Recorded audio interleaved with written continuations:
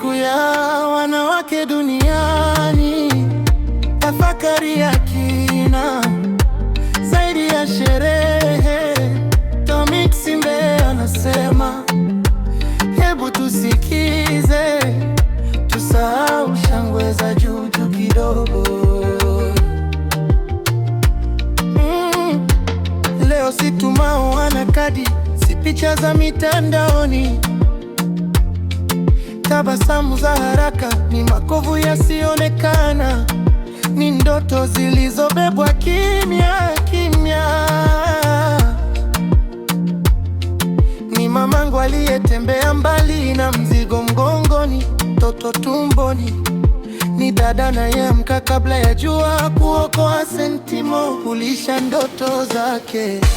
Siku ya wanawake duniani ni sauti, si tu sherehe, ni machozi yaliyofutwa kisiri, ni ushindi usiopigwa kelele.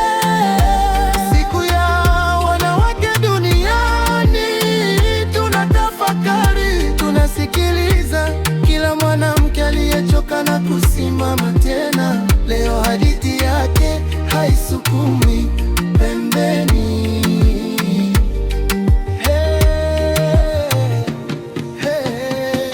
Mwanamke wa dunia ya leo si picha tu ya kufurahisha macho ya watu, ni akili, ni moyo, ni mikono iliyochoka. Ni swali lake, haki yangu iko wapi?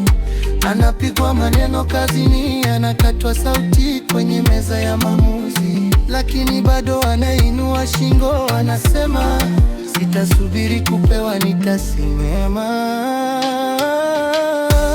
Siku ya wanawake duniani ni sauti, si tu sherehe, ni machozi yaliyofutwa kisiri, ni ushindi usiopigwa kelele. Siku ya wanawake duniani, tunatafakari, tunasikiliza kila mwanamke aliyechoka na kusimama tena. Leo hadithi yake haisukumi peni.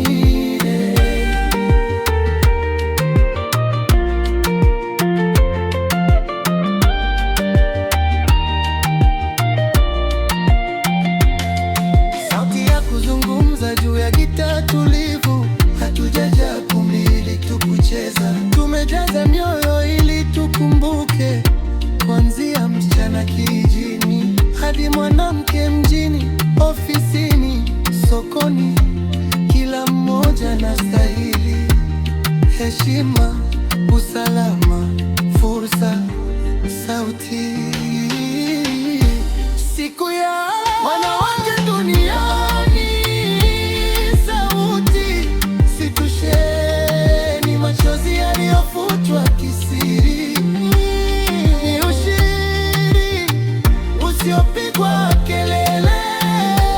Siku ya wanawake duniani, tunatafakari, tunasikiliza.